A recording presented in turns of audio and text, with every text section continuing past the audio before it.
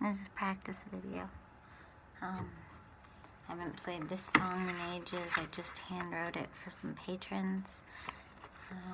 In fact, I've never tried to play it all the way through. I've tried to sing it all the way through once. I think I was like an hour north of here, and I was just on a pier or something, and I was trying to get all the way through the whole Trees for Clouds album or something, and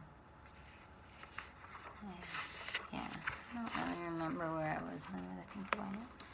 Anyway, I just hand wrote this whole 16.5-minute song that was written up at Hill House, which is part of Crosshatch, which used to be called Island. It's a they had an artist residency program. They're a really great organization. Anyway, if I ever can relearn how to play this song, which I'm going to try for the first time right now,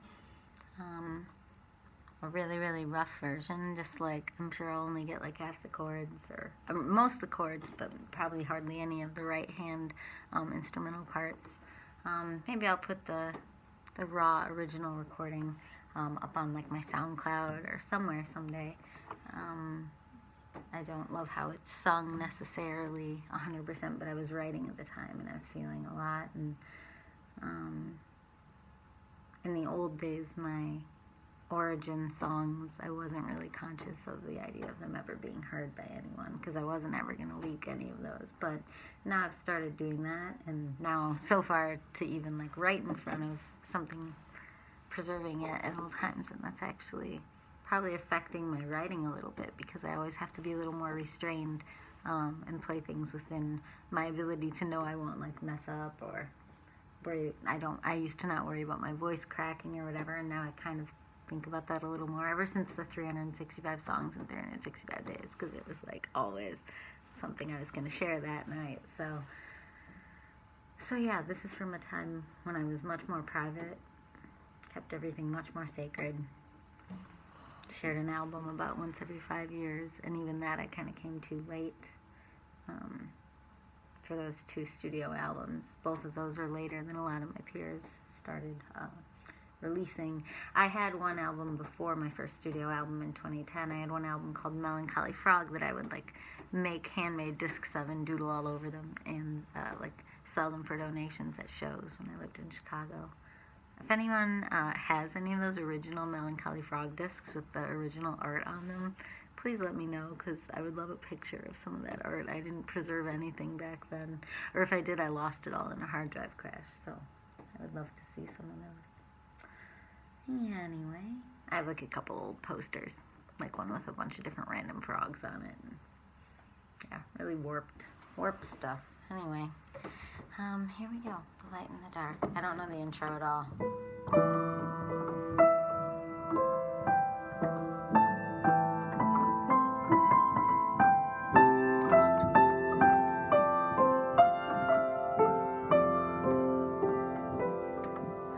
That's more of it than I was expecting.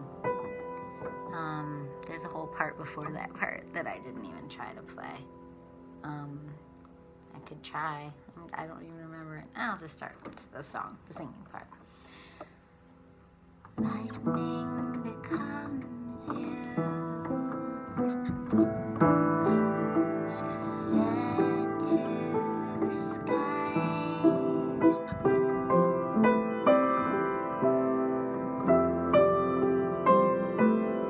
And she didn't know why.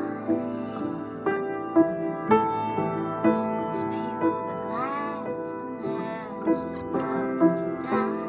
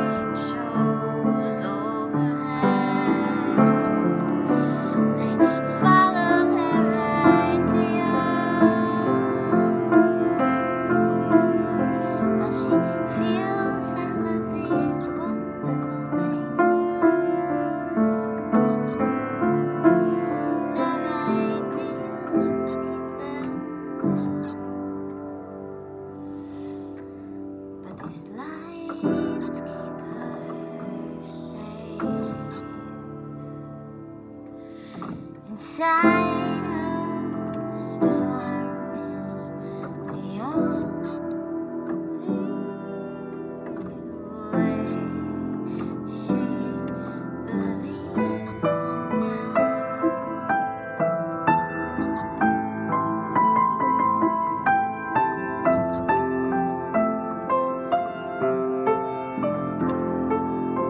She wants to believe in more,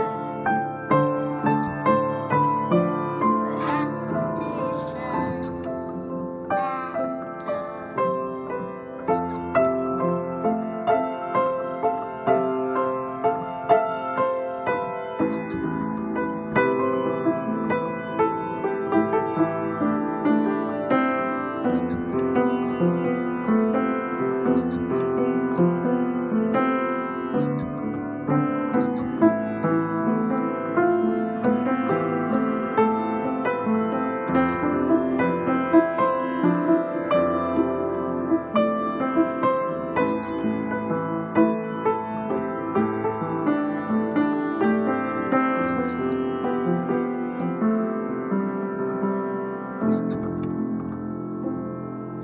She made friends with the dance.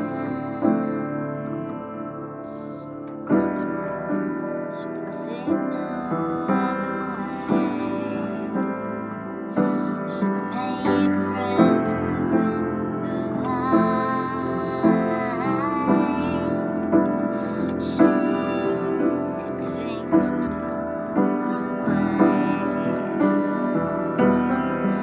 She didn't know which way was right,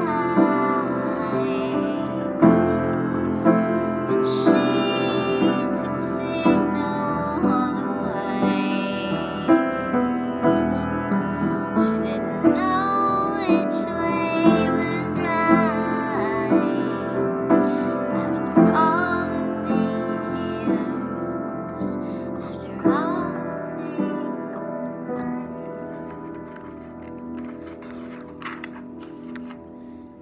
So she made friends with the night, 'cause she loved us in any form, in any capacity. Yes, she loved it in the lightning, in the moon, in her eyes, in the eyes. She could see him in a way that let her see things, in a way that let her be things, in a way that kept her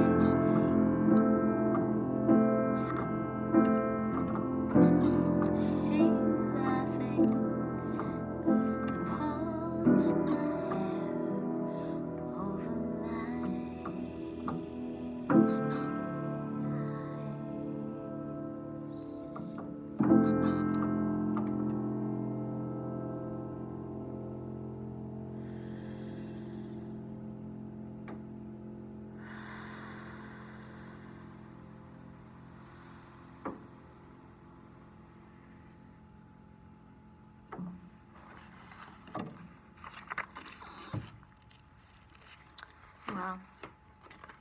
That's a song that really represents where I was at in 2015, and I was living in a lot of very different ways back then. I was a lot harder on myself, much less willing to just share and be free. There's upsides and downsides to both approaches. By holding everything more tightly to my chest, I was also able to control a lot of things a little more intensely. I felt a little less like a seed blowing in the wind, as I wrote about on Upward, a Quarantine. Felt a little bit more like an intentional plant bought at a store and potted in a specific place. And I would decide which ways I would grow. No, I'm kidding. I don't actually know. I don't remember exactly. I remember being in fear a lot. I remember the dark feelings.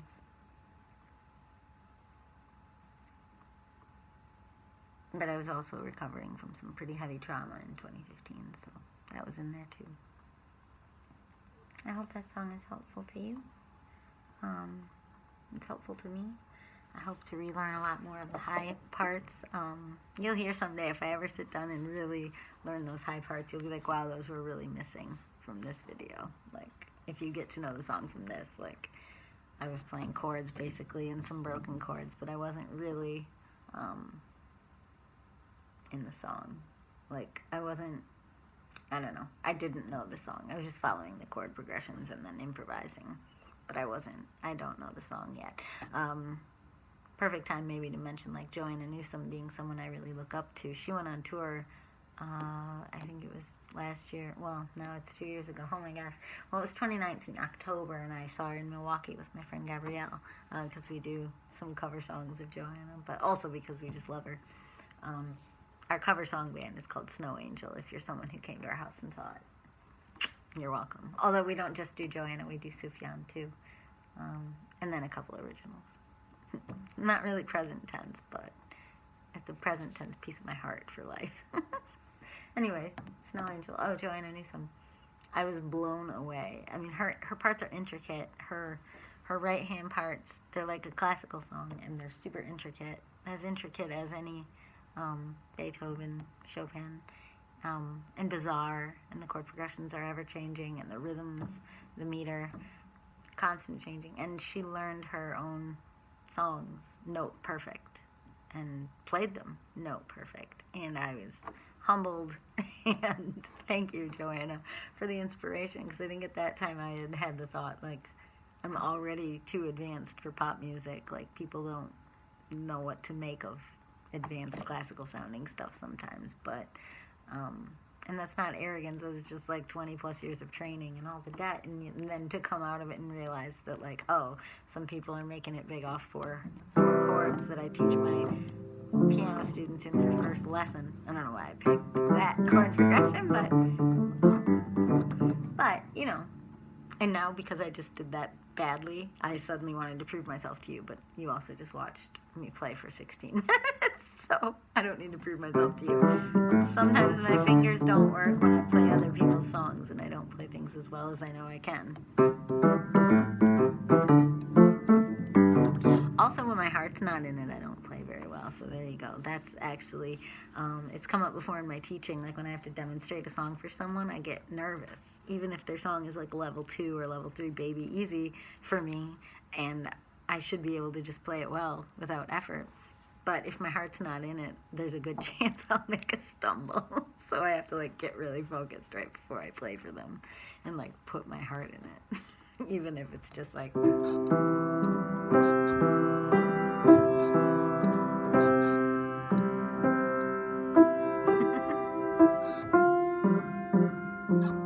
Okay, I'm kidding. I guess maybe. Well, no, I'm not kidding. Like, I have to think about it. I have to be conscious.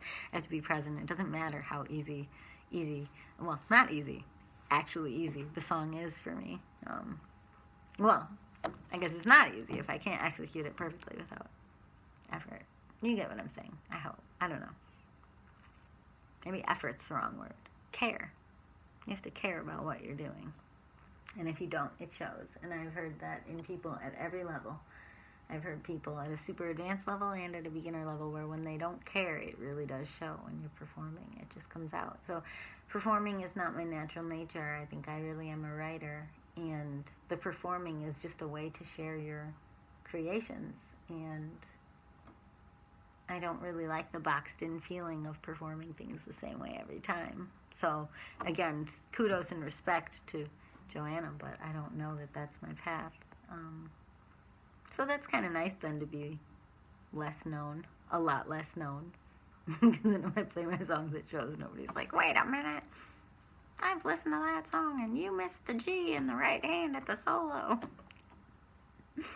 I'm laughing because I do have a few like diehard fans, and even they probably do notice when I play things differently, but they would never, ever, ever say that. Because the types of people that would be diehard fans of my like hearty music, that's like not what they're looking for. They're not looking to be impressed by me. I'm very, very lucky. I was just so that's why I made this video. So my fans, the people who end up fans of my music, are often the most loving. Yeah, I could stop right there. Just very loving people. Like their hearts are like, you know, like the Grinch at the end of the movie, like grew 3 times. They're like people who started out already good people, and somewhere in their lives their hearts grew 3 times. Like the people who tend to be fans of my music. Some of them are people who like give me way too much money on my Patreon, and they just like seem to see something in me that like maybe it troubles them. If you saw my Lake Michigan video, you know, that I thought I'd be someone song, maybe it bothers them or troubles them seeing somebody with, you know, so many albums or so much effort put in and not being successful, and so they want to like single-handedly make me feel valued. I don't know. It's a phenomenon. I'm very grateful for my fans. Very, very grateful. The people who have built me up. Some are on Patreon, some are on Facebook. Some are like distant relatives. Some are on Instagram from like other countries. Some are from like a DIY collective that I'm part of. But they're all spread out, so I think sometimes that makes it feel like there isn't one fan base like there was in the old days, but that's just not how the world is anymore. Some are more on YouTube. I mean, it's very spread out, and it's very sporadic. And nobody would ever respond to as much as I put out there, which is totally fine. Please go have lives. But, yeah, I just feel like I really need to say it. And I probably need to say it more. Like,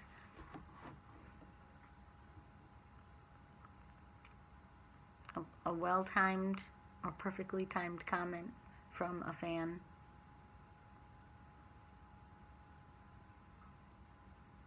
Yeah, and I was going to insert or acquaintance or whatever. And it's like, you know, I don't really need to delineate. I guess what I mean when I'm talking about acquaintances who are also fans, then I'm more talking about when you're talking about the work, you know, then that's you interacting like a fan. But obviously if we also know each other, then that's cool too. I hate all the terms. They all make me... I used to really belabor that, too. Like, well, do I have... Like, is this a fan? How do you interact with a fan versus an acquaintance? Do you need to keep this or that separate? And it's like, oh, come on. I try. I don't know. I just try to live life. And ultimately, at the end of the day, I did have to realize that I'm very private and introverted, and so... that's never personal if I'm not very interactive with my fans. Not personal at all. I really do appreciate you all. And I appreciate your belief in me. Alright, I think I've rambled enough for tonight, 1 a.m. Thanks, Brian, for putting up with me playing music late at night. I mean, I put up with his drums, and we put up with each other's all kinds of stuff.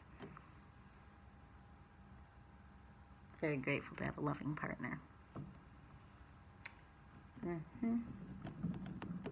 It was very hard to find because I'm such a specific weirdo. So, happy to have found someone who gets me. Anyway, I don't know why I'm closing with that, but the end. Bye.